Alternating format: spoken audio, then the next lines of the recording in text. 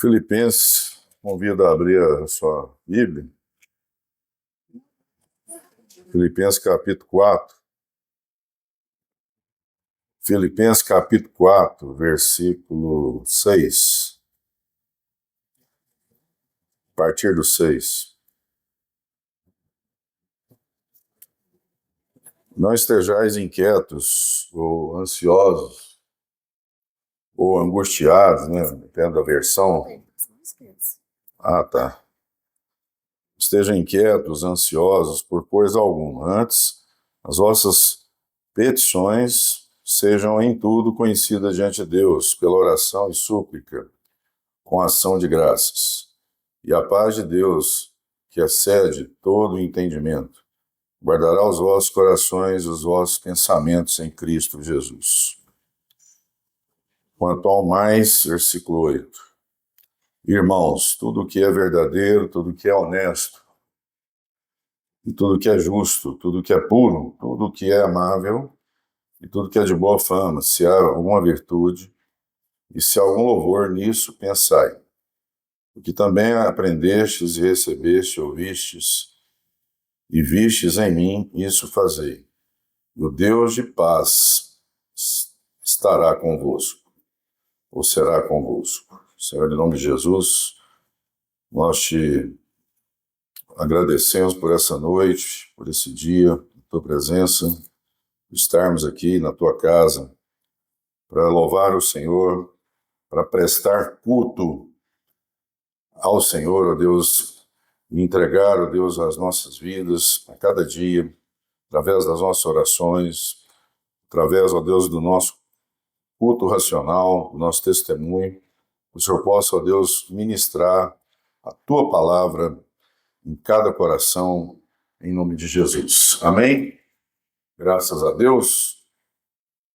É um texto aqui de Filipenses, que é uma das epístolas que fala sobre a prisão de Paulo, né, e onde Paulo esteve preso injustamente por pregar o evangelho, né, perseguido ali por Roma. E a carta aos Filipenses é uma das epístolas, né, que trata e que vai falar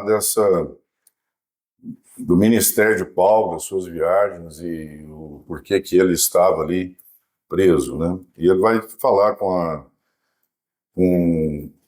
a igreja de Filipos, com os filipenses que residia ali, sobre não andar ansiosos, ou não andar inquietos, ou angustiados por coisa alguma, por nada, né, nesse mundo. Então ele começa a carta falando de outras coisas e eu quero mencionar esse ponto aqui que ele vai frisar. Quero frisar esses versículos a partir do 6 até o 9, que fala sobre a ansiedade, que fala sobre colocar os nossos pensamentos no Senhor, pensar coisas boas, né, e obedecer aquilo que Paulo está não recomendando, não pedindo, mas está ordenando. Não é aqui um pedido de Paulo, isso não é um conselho do apóstolo Paulo. Ele não está dizendo assim, olha, eu acho que é bom para vocês não andarem ansiosos. Eu penso, pela minha experiência, por tudo que eu tenho vivido, que eu acho que seria bom para vocês aí da igreja, vocês que converteram, que reconheceram o ministério de Jesus, não andarem inquietos e ansiosos, né? Não está dando um conselho. Paulo não está aqui dando assim uma sugestão. Ele está ordenando, isso é um mandamento. É um mandamento que eu vou poder, nessa noite, explicar por que é um mandamento, né? A ansiedade é uma divisão de pensamentos, né? A gente vagueia sobre diversos pensamentos. A sua mente não para de ficar pensando hoje no que vai acontecer amanhã. Então eu estou preocupado. O que é preocupado? Preocupado. Estou ocupado antes, com coisas que vão acontecer mais na frente, no futuro. Então eu estou estou preocupado e isso gera em mim angústia, inquietação, ansiedade. E aí as pessoas podem dizer, olha, você não sabe o que eu estou passando, você não conhece a minha vida. Se você tivesse na minha pele, você ia saber o porquê que eu estou preocupado, porquê que eu estou ansioso, porquê que eu estou sem dormir, né? Porquê que eu estou andando dessa forma, ou estou dessa maneira. E aí nós podemos alguém até pode dizer isso para mim, pode dizer isso para você, mas essa igreja não podia dizer isso para Paulo, porque Paulo estava preso. Ele foi preso ali em Jerusalém, enviado em Cesareia, que era uma província de Jerusalém, depois enviado para Roma. Ele fica ali preso 2 anos, onde ele escreve essa carta. Então ali ele estava preso, privado da sua vida. Ele estava preso em açoites, e ele diz, olha, mesmo preso, mesmo no cárcere, mesmo sendo privado de todas as coisas, Paulo não andava ansioso, não andava inquieto. Então, ninguém poderia ali naquela cidade, naquela região, dizer que não sabia ou que estava passando uma situação pior que a de Paulo. E como Paulo estava preso, ameaçado de morte, por conta de pregar o evangelho, de anunciar o evangelho, ele diz, olha, eu não estou ansioso. E o meu desejo é receber o perdão de César para sair daqui e continuar minhas viagens missionárias, a pregar o evangelho e realizar a obra do Senhor. Ele poderia dizer, olha, a obra do Senhor é muito difícil. Porque hoje nós podemos dizer que algumas pessoas podem achar que fazer a obra do Senhor é muito difícil. E para Paulo, naquela época, que era perseguido, que era preso, que sofria ameaças de morte, às vezes nós achamos dificuldades por coisas muito pequenas. E isso é motivo da gente parar de fazer, ou achar que não compensa, e realizar a obra do Senhor. Olha, eu quero dizer algo para vocês. A nossa relação com Deus não é... Nós nos relacionamos, ou nós não viemos à igreja, ou nós não congregamos por conta de emoções. Eu não tenho que estar aqui porque eu tenho que me sentir emocionado, os meus sentimentos, né, me sentir tão bem aqui. A nossa relação com o Evangelho, com a igreja, é através da fé. É fé, não é emoção. Nós viemos para a igreja, nós convertemos a Cristo, estamos na obra de Deus, pela fé em Cristo Jesus, acreditando que nós estamos numa caminhada, realizando a obra de Deus, e que nós somos resgatados do mundo do pecado, das trevas, e temos uma promessa de Deus da salvação, nós vamos morar no céu, amém? E ter uma vida eterna em Cristo Jesus, mas isso não é fácil. E as emoções, a mente, tem sido um problema grave na vida das pessoas. A gente, antes de qualquer coisa, quando a gente vai orar ou a gente vai cuidar da nossa vida espiritual, a gente não pode esquecer que a gente tem que cuidar também do nosso corpo, mas principalmente da nossa mente. Eu estou falando de coisas que é traduzida hoje como uma saúde mental. Tem gente que não está bem da mente, não anda bem, com pensamentos maus, ruins, prejudicam a vida dessas pessoas, prejudica a si mesmo, prejudica quem mora com ele, quem convive com ele. Quem vive com pessoas ansiosas sabe o que eu estou querendo dizer. Nada está bom, nada é suficiente, nada está satisfazendo, porque é uma inquietação constante. E aí critica tudo, não vive uma vida de paz, de plena paz, de confiança, de saber que serve um Deus que é poderoso, que tem o poder de cuidar de nós. Ao mundo anda em atrocidades.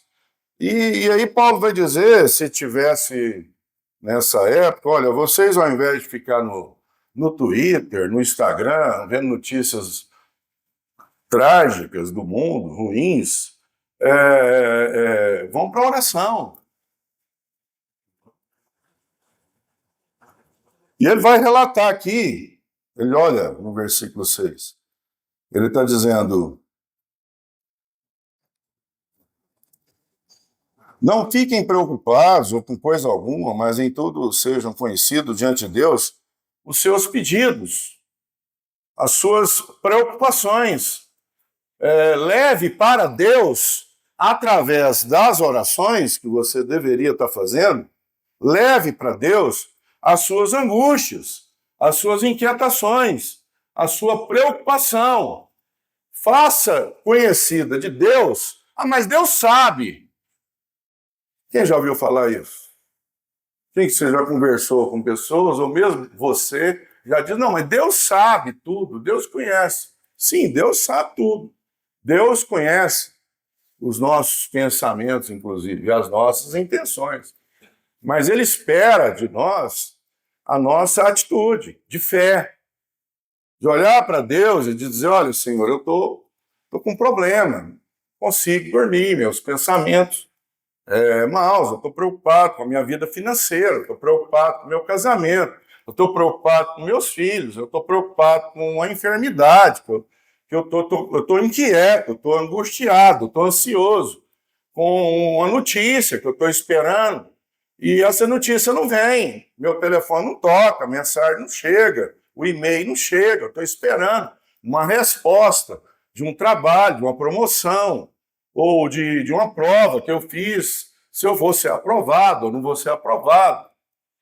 Uma série de coisas que nós temos na nossa vida que traz para nós inquietação, angústia. E Paulo está dizendo, olha, eu sei que vocês de Filipos estão passando ameaças de preso, porque as pessoas tinham motivo de estar ansiosas nessa igreja.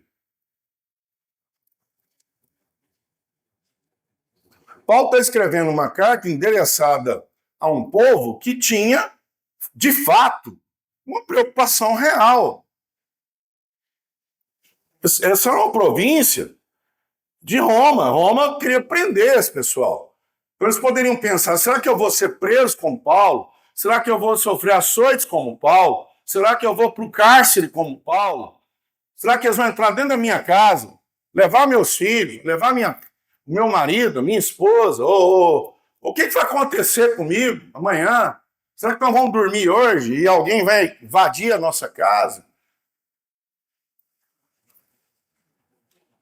Então Paulo está escrevendo uma carta para um povo que tinha, de fato, uma preocupação. E eu pergunto para você, quem de nós, hoje, que não temos preocupações? Alguém poderia aqui levantar a mão e dizer assim, olha, eu não tenho nenhuma preocupação, eu não tenho nenhuma inquietação, eu não tenho nenhuma angústia, está tudo muito bem, eu não preocupo com nada. Então, estar preocupado com coisas das nossas vidas é normal do ser humano. É algo que é inato a nós, da nossa natureza. Agora, uma coisa é estar preocupado e ficar ansioso e angustiado, inquieto, sem dormir. Outra coisa é estar preocupado, mas sentir a paz de Deus, a confiança de Deus. Amém? Estão entendendo o que eu estou falando? Estão entendendo o que eu estou falando? Amém? Eu não sei se eu estou sendo um bom professor, sou bom professor de matemática.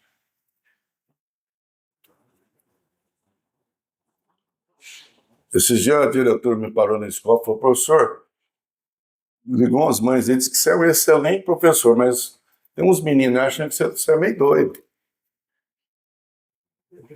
Eu falei, ótimo. Deixa eles. É menino de primeiro ano de ensino médio, são tipo bebê, são meninos. Então eles não estão amadurecidos, depois eles entendem. que eu paro, explico, fico olhando para eles assim, sem falar nada, com o olho regalado. E eles olham assim, o que ele vai falar? É porque depois que a aula acontece, até eu mesmo me sinto um cara chato, cansativo. Então começo a fazer algumas coisas para eu mesmo me aguentar, entendeu? Não é nem o aluno, estou preocupado, mas é comigo mesmo, que eu preciso dar 10 aulas, depois dar mais 4 de tarde, e graças a Deus eu fui liberto, Deus me libertou. Nas orações e petições e súplicas da minha esposa, pastor Ailton também suplicou muito. Você sabe que súplica é mais intenso que oração, né? Até eu vou falar isso aqui. Então, não estou dando aula à noite mais. Né? E eu não dou aula mais à noite. Então, por intercessões e orações, viu, Benil? Você que trabalha à noite, madrugada, né? Plantão. Eu sou professor, né? Então, escolho os horários que eu trabalho, o dia que eu trabalho. Então, eu sou horista, né? Aula do relógio, né? Hora-aula. Então, pela primeira vez na minha vida, aos 54 anos de idade, apesar que vocês acham que eu não tenho 54, tem?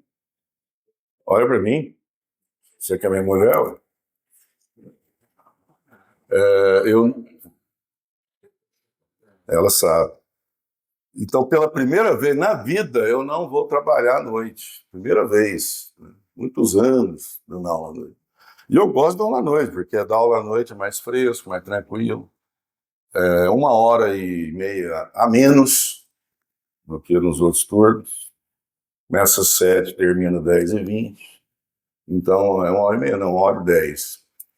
Às vezes dá 1h30, dependendo da escola. Então, através de muita oração e súplicas, né? Eu não vou trabalhar à noite, graças a Deus. E isso que eu estava dizendo, eu posso falar disso porque eu sou uma pessoa ansiosa, né? Talvez estou confessando aqui meu pecado. Eu sou ansioso. Ela convive comigo e ela sabe. Se quiser saber, pergunta para ela.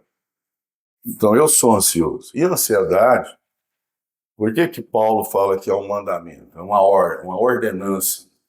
Não é um pedido nem um conselho, porque isso gera maledicência, pessoas que querem antecipar o futuro, e gera inquietação, angústia, e isso é um tipo de incredulidade.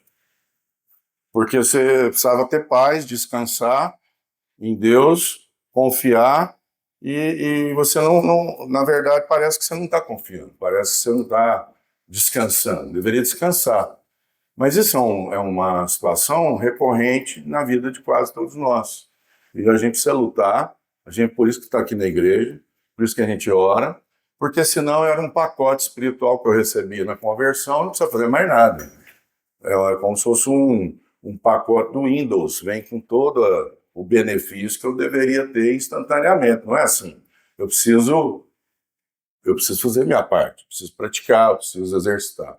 E então, essa ansiedade, que eu estou querendo dizer, e que Paulo está falando aqui, não é uma ansiedade que é clinicada. Nós precisamos entender. Tem pessoas que são doentes, e tem um laudo, um diagnóstico médico, precisa de remédio. Então, tem muita gente que tem problema de ansiedade, que está sendo ajudada com um aconselhamento espiritual, sendo que precisava tomar remédio também, além do aconselhamento espiritual. Ele também precisava de uma consulta, de um acompanhamento de um profissional. Mas Paulo não está falando desse tipo de ansiedade. Paulo está falando de um tipo de ansiedade que vem pela falta da confiança em Deus, pela falta de oração e por pensamentos errados que vêm na nossa mente. Confusão de mente. Então, Paulo está deixando claro aqui nos versículos, olha, no versículo 6, que sejam conhecidas diante de Deus, no altar de Deus, através das suas orações, as suas preocupações, suas petições. E façam isso através de três pontos que ele coloca. Ele coloca aí 3 pontos para nós. Ele fala isso para nós através da oração, que nós devemos contar para Deus as nossas angústias, as nossas necessidades, aquilo que está trazendo preocupação para nós, aquilo que está trazendo para nós uma perturbação, que está tirando a nossa paz. Então nós façamos isso com Deus através das orações. Façam isso através de súplica. Ele diz, vai para Deus com oração. Se não der, outro grupo de pessoas vai para Deus com súplicas. Mas qual que é a diferença, pastor? Não, oração é quando você conta, você está conversando com Deus. Olha, Senhor, eu estou com um problema, eu preciso de um emprego, e eu estou orando ao Senhor que o Senhor venha abrir uma porta, e eu espero, pela fé, que vai dar certo. E você conversa com Deus, e você ora a Deus, e você exerce a fé. Mas súplica é mais forte do que oração. É algo mais intenso. É algo urgente.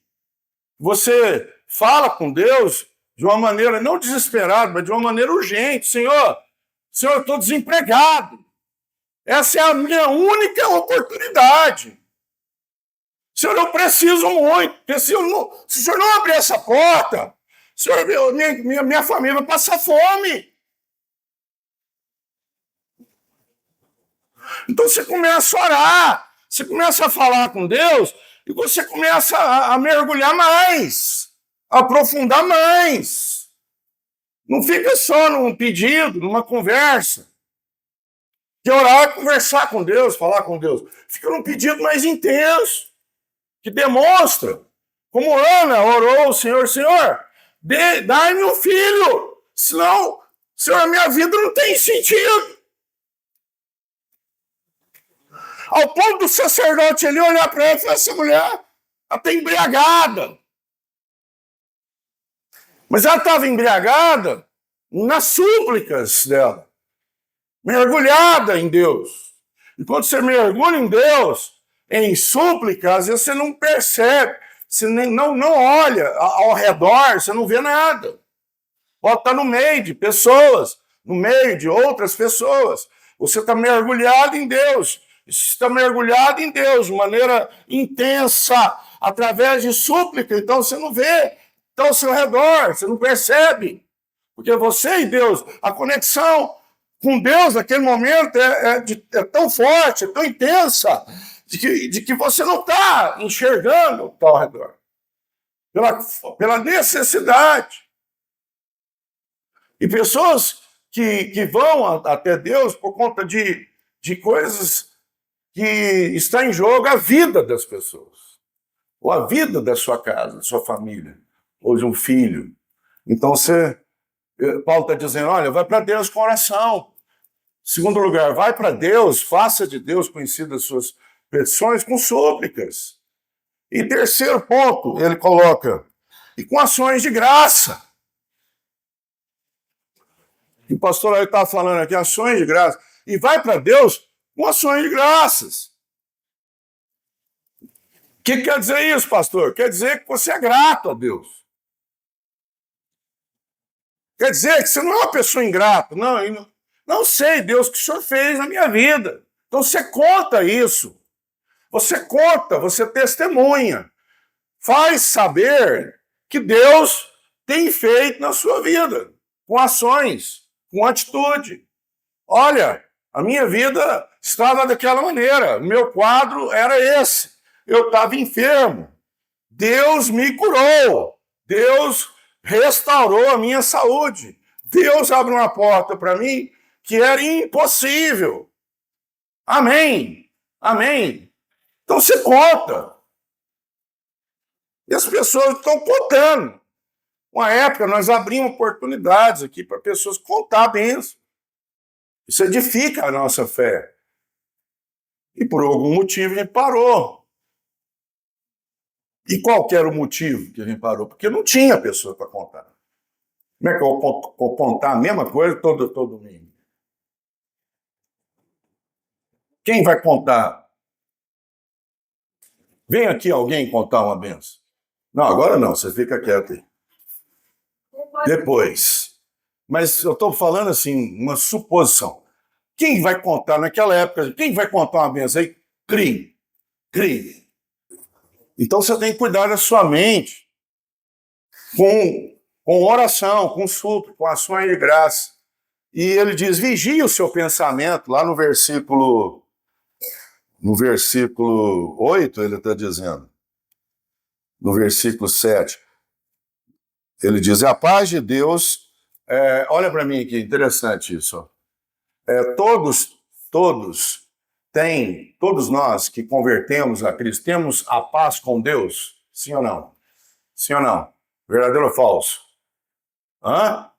Se você converteu, você tem que ter a paz com Deus. Mas a paz de Deus nem todos têm. É diferente. A paz com Deus é no ato da nossa conversão, vem através da nossa fé. Mas a paz de Deus, tem muito crente que tem a paz com Deus, mas não tem a paz de Deus, porque ele está inquieto. Porque ele está tão preocupado que está no nível de ansiedade. E isso gera incredulidade. Então, naquele momento, por um motivo da vida dele, ele está tão ansioso, tão preocupado, tão inquieto, esse crente, essa pessoa, esse irmão, essa irmã, que ele não está tendo a paz de Deus. Estão entendendo? Que excede todo o nosso entendimento. Então essa paz, e ele está dizendo, olha, faça isso, vou recapitular, faça isso faça as suas preocupações, suas petições conhecidas diante de Deus através das orações, da súplica, com ações de graça, conta para as pessoas, testemunho, e aí vem uma promessa embutida aí, a primeira promessa aqui desse texto. Vem a primeira promessa, e a paz de Deus guardará, põe a mão aqui, põe a mão, guardará os vossos corações e a vossa mente em Cristo Jesus. Amém? Quem recebe isso? Aí isso muda tudo. Aí muda tudo. Porque uma coisa é buscar em oração, súplica e com ações de graça. Mas se não tivesse promessa, não geraria isso. O que gera? O fator gerador é esse. É que a promessa de Deus traz para nós uma paz. Aí o que acontece? Aí eu descanso. Amém?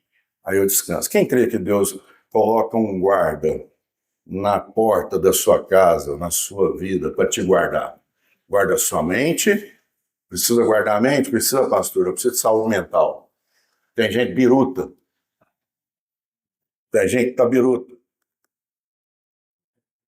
Não consegue controlar as emoções.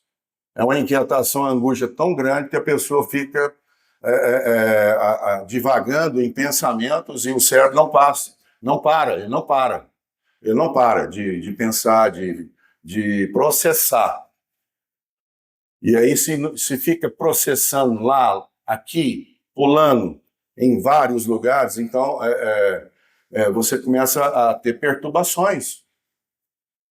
Por isso o apóstolo Paulo diz, entregue a sua mente cativa a Deus.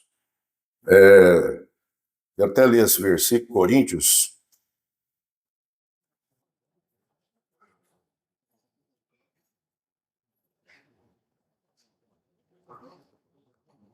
Segunda Coríntios, capítulo 10, versículo 5. Somos chamados a levar cativo todo pensamento à obediência de Cristo. Amém? Todo pensamento cativo no Senhor. Entregue para o Senhor. Então, quando eu fico divagando em muitos pensamentos, isso gera muita inquietação. Eu não consigo descansar. Se eu não descanso, eu não tenho essa paz. Então, o primeiro mandamento. Primeira promessa, quer dizer, que eu recebo da parte de Deus, que é essa paz que faz com que eu descanse, com que eu entenda que o Senhor está no controle de todas as coisas na minha vida. Amém? Amém. Amém ou não? Amém? Vamos seguindo, para terminar. E aí ele segue no versículo...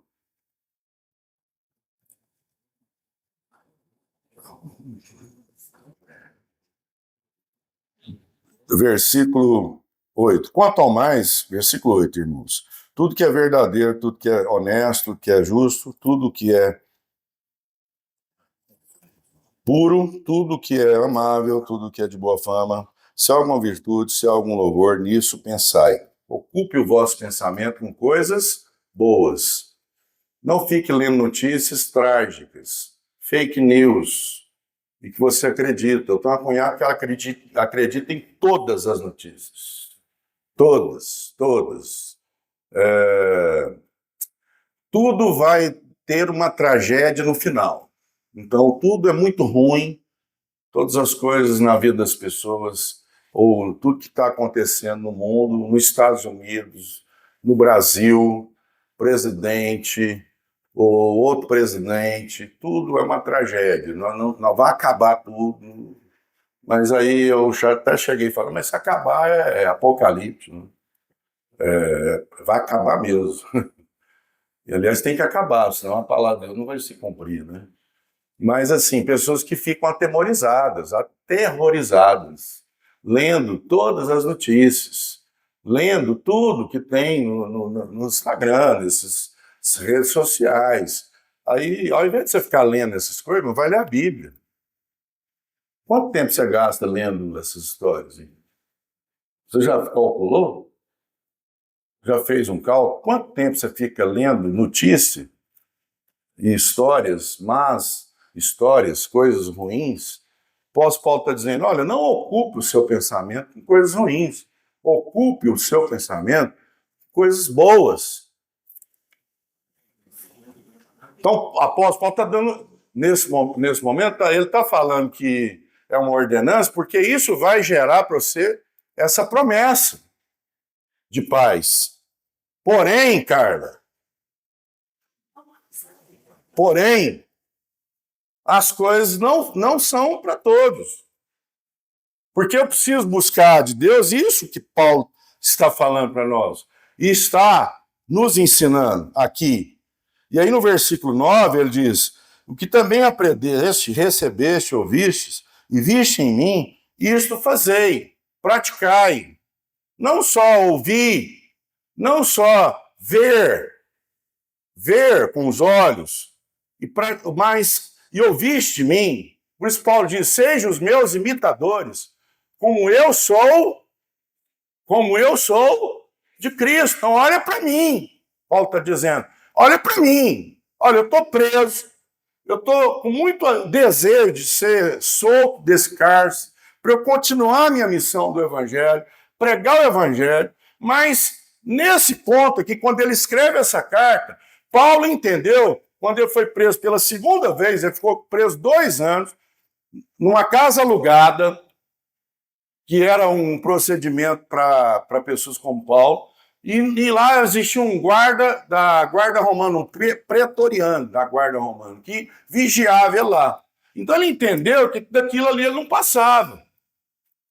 É como se ele tivesse desistido de ser liberto. Ele entende isso. Mas não é motivo que eu vou parar de orar, não é motivo de eu entender isso, que é o final da minha carreira. Por isso que ele diz, eu combati o bom combate.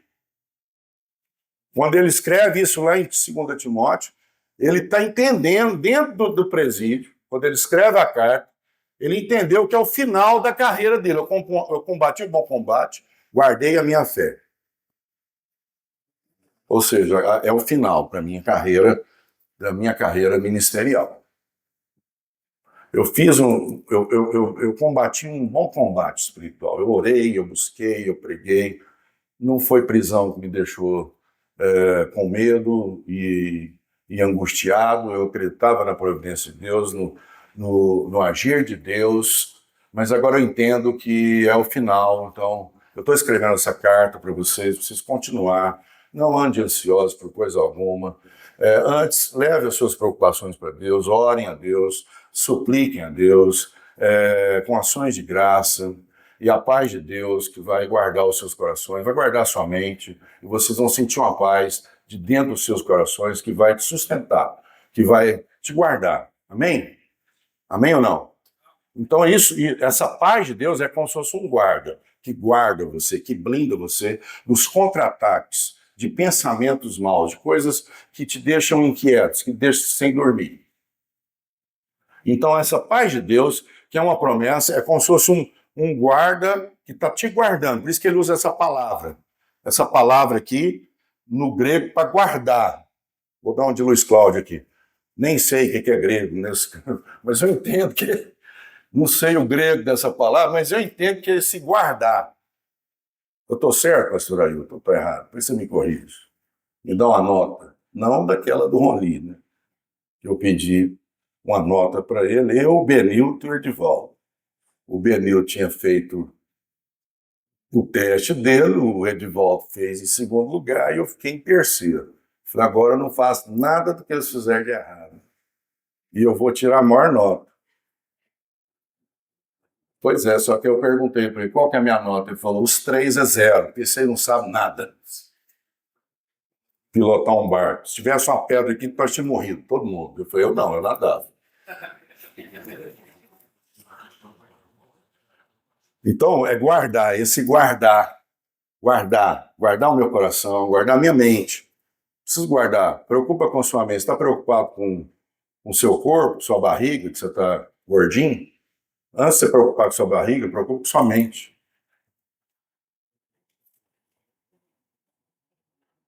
Paulo está dizendo, vigie os seus pensamentos. Vigie os seus pensamentos. Como eu já falei aqui um dia desses. Lutero diz, você pode impedir que, pássaros façam ninho na sua cabeça. Né? Você pode impedir isso. Você não tem como impedir vir pensamentos de todos os lados, né? Flechas, relances, mas você pode impedir que façam morada, que façam ninhos, que fixam, uma ideia fixa. Você pode impedir isso. Pode ou não pode? Amém? Pode ou não? Você consegue?